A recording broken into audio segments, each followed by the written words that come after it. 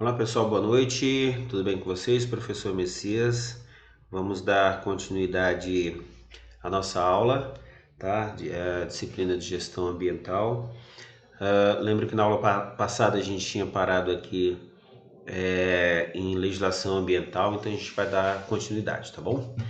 Bom, em relação à legislação de gestão ambiental no Brasil, a principal legislação que a gente tem aqui seria a PNRS, que é a Política Nacional de Resíduos Sólidos.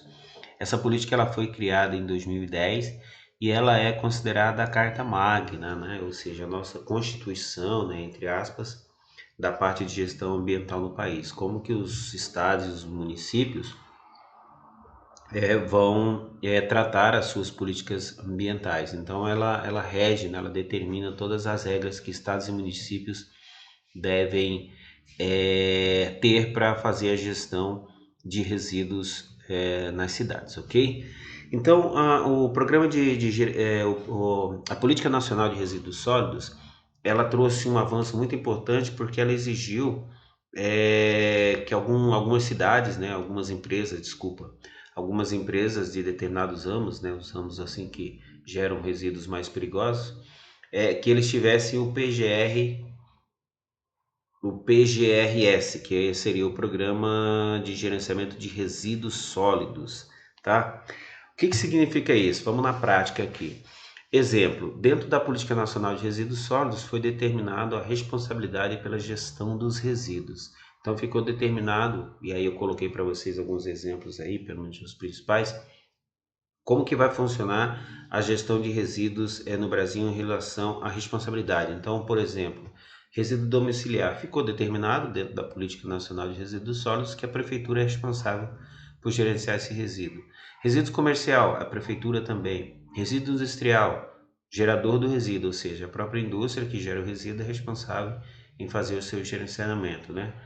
O resíduo público, prefeitura, serviço de saúde hospitalar, gerador do resíduo, portos, aeroportos, terminais rodoviários, ferroviários e tudo mais, gerador do resíduo, agrícola, gerador do resíduo, entulho, gerador do resíduo. Então, vocês percebam que a maioria dos resíduos gerados, a responsabilidade pela gestão, e aí quando eu falo gestão, eu estou falando de armazenamento, transporte, destinação, enfim, toda a responsabilidade pelo resíduo. Vocês percebam que a maior parte deles, o responsável é o próprio gerador, né? Se você pegar aqui, por exemplo, se tratando de município, nós temos aqui três resíduos que são responsabilidade da prefeitura, que é o domiciliar, que é o resíduo doméstico aí, comercial, né, de lojas, centros comerciais e tudo mais, e os serviços públicos, né, que seria aqui entraria poda de árvores, varrição, enfim, serviços que são feitos pela própria prefeitura. Demais resíduos, todos responsabilidades do próprio gerador fazer essa gestão. E aí, dentro de uma empresa, como é que isso funciona? Lógico, nenhuma empresa vai ser especializada aí, né, em gestão de resíduos. Cada empresa tem o seu ramo específico de atuação. E aí, o que, que a gente faz então? A gente contrata uma empresa especializada, uma empresa especializada em gestão de resíduos, e a gente passa essa responsabilidade no sentido desta empresa fazer armazenamento, coleta, transporte, destinação e tudo mais, mediante a apresentação de certificados. Então, essa empresa que você contrata, ela vai necessariamente ter que fornecer para você um certificado de destinação desses resíduos, para que você possa ter tranquilidade de saber que os resíduos estão sendo destinados conforme a legislação determina, tá bom? Então esse é um quadro aí que exemplifica bem essa questão da responsabilidade pelos resíduos gerados de acordo sempre com a fonte geradora, beleza? Então memorizem bem essa tabela aqui. E aí a gente passa por uma questão muito importante que seria a destinação dos resíduos, ou seja, eu tenho um processo industrial, né? Processo de fabricação, eu gero resíduo. E aí a grande questão é o que fazer com os resíduos? O que eu faço com esses resíduos? Aí, do ponto de vista legal, a destinação dos resíduos no Brasil hoje, ela ocorre conforme essa tabela aqui. Então, quando eu tenho um resíduo para descartar no Brasil, quais as opções que eu tenho? Primeiro seriam os lixões, né, que seria o que a gente mais está acostumado a ver aí. Apesar do lixão não estar dentro da legislação. Então, só aproveitando aqui, a Política Nacional de Resíduos Sólidos, ela foi criada em 2010, conforme está determinado aqui. E dentro da Política Nacional de Resíduos Sólidos, havia um compromisso de que em 4 anos, ou seja, em 2014, não mais existiriam lixões no Brasil.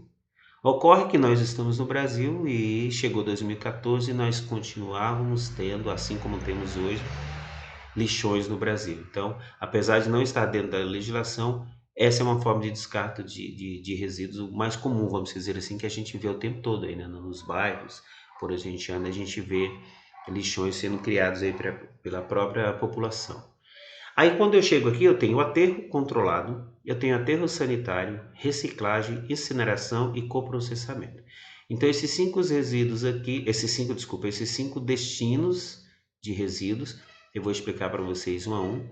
A partir do segundo aqui, até no coprocessamento, né? De aterro controlado até coprocessamento, está dentro da legislação, ou seja, é uma destinação adequada que está dentro da legislação ambiental do país. Beleza? Vamos aqui para o lixão. Então, de forma resumida, para vocês entenderem como que funciona um lixão. Então, o que é o lixão? É uma forma bem precária de descarte de resíduos, né? Onde eu descarto o resíduo em cima do solo e esse resíduo fica ali a céu aberto, num determinado local, não adequado, não específico, né? Ou seja, pode ser em qualquer lugar. E quais as implicações que eu tenho aqui com a questão dos lixões? Quando eu descarto um resíduo aqui em cima do solo, esse resíduo ele vai ter uma decomposição natural, né? Geralmente pela matéria orgânica, né? Ou seja, lixo comum, residencial. Esse lixo ele vai entrar em decomposição e ele vai gerar um líquido chamado chorume, né? Que é aquele famoso caldo preto, né? do lixo. Quem já viu sabe do que estou falando. A geração desse líquido chamado chorume, que é altamente tóxico, né, que nada mais é do que a putrefação, né, o líquido da putrefação, ou seja, do apodrecimento, da decomposição desse resíduo. Esse líquido ele vai penetrar no solo, ele vai contaminar o solo e ele vai chegar no lençol freático, ou seja, nas águas subterrâneas, ok? Fazendo isso, ele vai já de início contaminar o meu solo, ou seja, eu não vou ter nenhuma possibilidade de vida nesse solo, porque esse solo vai estar morto, né? Os nutrientes desse solo vai deixar de existir, e eu vou contaminar as águas subterrâneas, mesma água que a gente usa para captar, para fazer uso, por exemplo, doméstico. Então, a mesma água que eu contamino aqui, eu vou estar utilizando ela depois para consumo humano. Lógico que tratada, mas é uma coisa meio ilógica, né? Você contaminar uma água que logo depois você vai usar. Mas é assim que funciona quando eu crio um lixão. Então esse é o primeiro impacto que eu tenho aqui, a contaminação do solo e da água.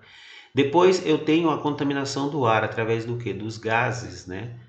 Então a decomposição desse lixo ele gera gás metano, né? Altamente tóxico. Então esse gás vai poluindo a atmosfera, carregando CO2 e todos aqueles outros componentes químicos que a gente já é de conhecimento de todos aí. Então aqui no lixão eu tenho a contaminação do solo, a contaminação da água e eu tenho a contaminação do ar. Fora isso, eu tenho a questão de atração de insetos, roedores, urubus, enfim. Animais peçonhentos são atraídos por esses lixões aqui. Então a proliferação de doenças aqui fica muito evidente, muito claro.